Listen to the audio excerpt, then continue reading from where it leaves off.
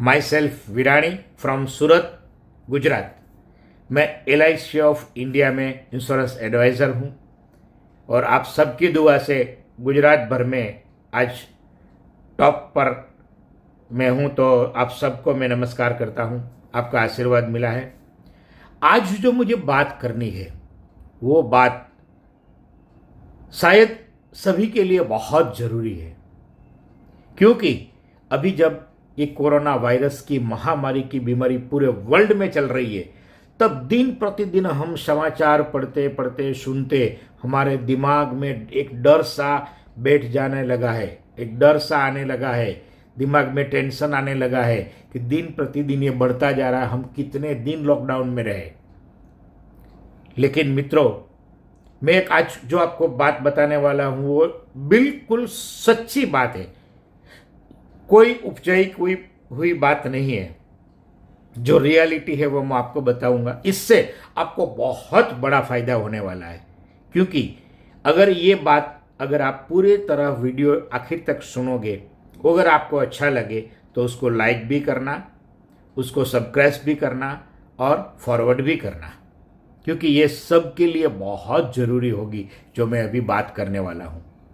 हमारे दिमाग में कई दिनों से लॉकडाउन की वजह से हम जब घर में बैठे हुए हैं, तब एक दिन प्रतिदिन एक डर अंदर पैसता है कि कहीं ना कहीं बढ़ता जा रहा है, तो हमारा क्या होगा, आगे क्या होगा, बिजनेस होगा या नहीं होगा, हम बचेंगे या नहीं बचेंगे, परिवार के किसी सदस्य को कोई प्रॉब्लम होगा तो क्या होगा, सब मन में डर बैठा जा रहा है। लेकिन एक बात सोचिए, अभी जो बीमारी चल रही है ना, आप धीरे से ठंडे दिमाग से सोचिए कि कितने लोगों का टेस्ट किया गया, उसमें से कुछ ही लोगों का टेस्ट पॉजिटिव आया है, और हो सकता है कि सभी का टेस्ट 100% सही ना भी हो और हो भी सकता है। लेकिन मैं आज जो आपको एक बात बताने वाला हूँ वो बात ये है कि हमारे मन में जो नेगेटिविटी आती है, जब समझ लो कि अभी हमारे रामायण चल रही है, हमारे मोरारी बापू जब भागवत सप्ताह में बार बार कहते हैं कि जब रामायण का युद्ध चल रहा था, तब इंद्रजित ने अपने एक तीर से लक्ष्मण को मूर्छावस्था में लाके खड़ा कर दिया था। तब भगवान राम लक्ष्मण को अपने गोद में लिए बहुत ही रुदन कर रहे थे, बहुत ही व्यथित थे कि मेरे भाई को ये मूर्छा हो गया, अब क्या होगा, मैं सबको क्या मुंह दिखाऊंगा। उस समय जब संजीवनी लेने हनुमान जी पहाड़ों के पर जाते हैं और पहाड़ पूरा उठा के लेके निकलते हैं अयोध्या के ऊपर से, तब जब भरत को सूचना मिलती है कि यह पहाड़ कोई वानर लेके जा रहा है, हो सकता है कि कोई राम पर गिरा दे, तब भरत ने एक बहुत सा एक तीर मारा और हनुमान को नीचे गिरा दिया। तब हनुमान राम राम जय श्री राम बोलता था। जब सभी अयोध्या वासी को पता चला कि अभी लक्ष्मण मूर्छा अवस्था में है, सजीवन होगा या नहीं होगा, जीवित बचेगा या नहीं बचेगा, कुछ पता नहीं, पूरी अयोध्या रोने लगी थी, पूरी अयोध्या में मातम छाने लगा था। तब एक व्यक्ति खुश थी और वो थी लक्ष्मण की पत्नी उर्मिला। हनुमान जी ने सबको देखा रुदन करते हुए, माताओं को, भैया को, सबको, लेकिन इसके ऊपर जब नजर पड़ी उर्मिला के पर, तब हनुमान जी से रहा ना गया और पूछा, माते मैं आपको प्रणाम करके पूछता हूं कि सारी दुनिया लक्ष्मण के इस मैसेज से रुदन कर रहे हैं, तब आप क्यों खुश हो रही हो, आपके तो पति है। तब लक्ष्मण ने जब मूर्छा आई थी, तब जो उर्मिला ने बात कही वो बहुत पॉजिटिवली बात की थी, वो हमारे जीवन में हमें भी उतारना है।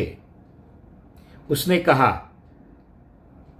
आप क्या मानते हो, जिसके पूरे ब्रह्मांड तीनों लोक के नाथ और उसकी गोद में मेरे पति का सिर लेके उसका माथे पे उनका हाथ है, तो कौन सा ऐसा यमराज है, उसकी मजाल है कि उनका जी लेके जा सके। अरे ये तो भगवान की लक्ष्मण के पर कृपा बनी है कि कब से, कई सालों से, 13-14 सालों से लक्ष्मण उनकी सेवा कर रहे, कभी नींद नहीं किया, कभी रात में भी पूरा जागता रहा है। तो इस बहाने, वो तो लक्ष्मण अपनी प्रतिज्ञा ले चुके थे, इसीलिए सोने वाले थे नहीं, तो ये एक बहाना था कि इस बहाने लक्ष्मण को थोड़ी देर आराम कर ले, उसकी प्रतिज्ञा भी नहीं टूटेगी और उसको नींद भी आ जाएगी। और इसके लिए भगवान ने अपनी गोद में सिर लेके उनके माथे पे हाथ रख के उसको आराम करवा रहे, उसमें कोई टेंशन वाली बात है नहीं। ये सब किरा किराया हुआ कि ये लाओ तो हो जाएगा, ये लाओ तो सजीवन हो जाएगा, ये एक टाइम पास करने का, उसको आराम करने का एक बात ढूंढ रहे थे। बाकी जिसके भगवान की गोद में जिसका सर हो, उसको क्या हो सकता है। तो आज हम भारत में रह रहे हैं, आज हम भारत की इस धरती पर है जो संतों की भूमि है, सांस्कृतिक भूमि है, धार्मिक भूमि है, जो और पूरे वर्ल्ड में कहीं इतना धार्मिक भूमि नहीं है। आज भी ऐसे संतों भारत में है कि जिनकी कृपा से आज हम पूरे वर्ल्ड में सबसे कम कोरोना वायरस की इफेक्ट में है। तो ये भगवान ने एक सभी पतिदेवों को कभी ऐसा, जब से काम पे लगे 20-22 साल से, तब से आज तक कभी ऐसा लंबा मौका नहीं दिया कि अपने फैमिली के साथ रहे। काम काम काम बढ़ता ही जाएगा, बढ़ता है, जितना काम बढ़ता जाएगा, जितना बिजनेस बढ़ता जाएगा, उतना उनके पास टाइम बिल्कुल रहता ही नहीं है। बीवी कई बार बोलती है कि आपको ही बिजनेस करना है, आप ही काम करते हो, आपके पास तो बिल्कुल मेरे लिए टाइम ही नहीं है। सदियों से सभी पत्नियों की पुकार थी, तो आज भगवान ने सुन लिया है और वो पुकार के लिए आज पति देवों को, हमको सबको घर पे रखा हुआ है। तो एक भगवान ने ये सबसे बड़ा हमें मौका दिया है, तो कहीं नहीं जाना है, कहीं निकलना नहीं है, और किसी भी तरह से हमारे फैमिली के साथ पूरे टाइम बिताना है, उसके साथ गेम खेलना है, पुरानी यादों को ताज़ा करना है, पुराने एल्बम, हमारे शादी के एल्बम देखना है, शादी की वीडियो कैसेट हो तो देखनी है, कोई पुराने फ़ोटो हम कहीं घूमने गए हैं तो वो साथ में बैठ के देखने हैं, बच्चों के साथ गेम खेलनी है, पत्नी को हर बात में हर सपोर्ट करना है, उसके साथ रहने के लिए भगवान ने कुछ दिनों के लिए हमें एक मौका दिया है, तो उसे घबराने की बात है नहीं। अब रहा सवाल कि 2 महीने लॉकडाउन रहने के बाद शायद बिजनेस होगा या नहीं होगा, कोई भी बिजनेस हो, हाँ टेंशन तो रहता है, लेकिन एक इतिहास गवाह है भारत में कि जब जब भी भारत पर मुसीबत आई है, जब जब भी सूरत में कुछ प्लेग आया था, कुछ फ्लड आया था, और कहीं सारी जगह पे कुछ ना कुछ होता रहता था, उन्होंने कहीं धरतीकंप आया था, तो हर जगह पे आज देखो कच्छ में, लातूर में कितना भूकंप आया था, उसके बाद आज कच्छ टॉप पर है। सूरत में जब प्लेग आया था तो पूरा सूरत 70% खाली हो गया था।